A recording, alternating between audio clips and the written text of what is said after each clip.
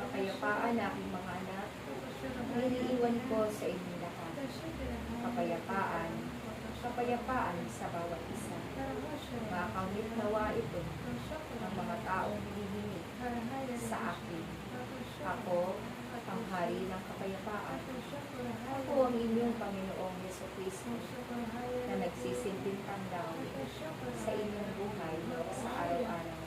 Sapagkat ang aking salita ay liwanag ng sanlibutan na kung saan ang sino mang tatanggap sa akin ay maliliwanagan magpakailanman.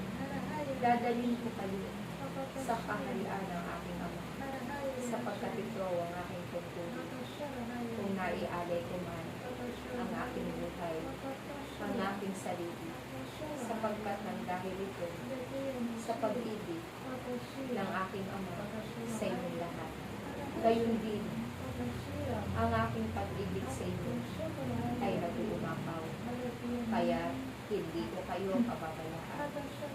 Naway sumibol sa inyo ang salitang nagbibigay buhay. At ito'y lumago upang maraming mga tao ang maliniman ng paglago nito. Sapagkat sa tuwing sila'y tatanggap sa aking salita, sila rin ay maliliwanagan. Sila'y magkakaroon ng kapayapaan at sila'y hindi matatakot na harapin ang mga pagsubok.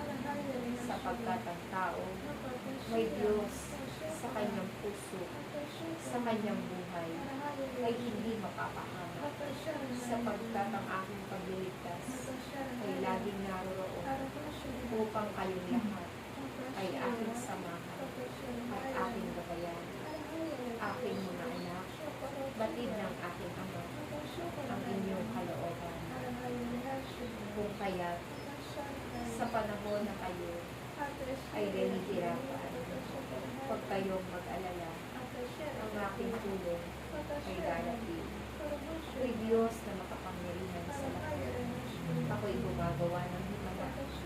Kaya't ang sinumang nangihingi ng kagalingan sa inyong karamdaman ay lumapit sa akin upang aking papaghilumin. Ang mga pusong wasak ay aking bubuuin. Ang mga isipang naliligalig ay aking papayapain. Kaya't aking mga anak, sa tuwing kayo ay magbabasa ng aking salita, nawa ito'y tumimo sa inyong mga puso at sa pamamagitan ng inyong mga paggawa. Nawa ito ay makita sa inyong pananalita. Nawa ito ay mamahawi sa inyong mga labi.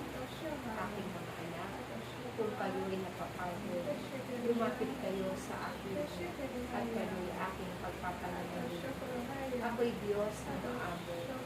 Ako'y Diyos na makaparuin. Sa pamamagitan ng inyong mga magawang mabuti, naroon ang aking pagpapala para sa inyong lahat. Marami kayong hinihingi sa aking Ama. Huwag kayong mag-alala, sapagkat darating ang panahon na ang lahat ng ito ay kanyang tutugunin. Kaya't nawa, huwag kayong manghinawa.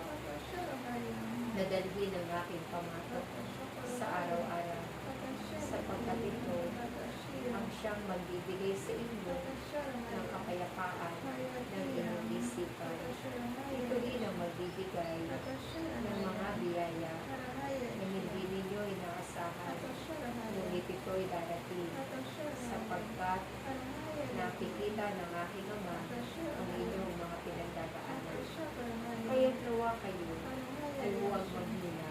Pagpos kayo ay maging malakas, sapagkat ang nais ng Diyos ang bawat isa sa inyo ay maglingkod at sumunod sa Kanya.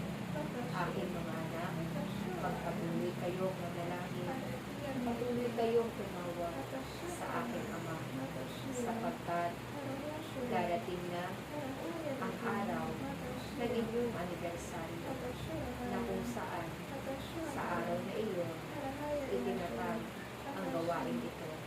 At sa pagtatag na iyon, ang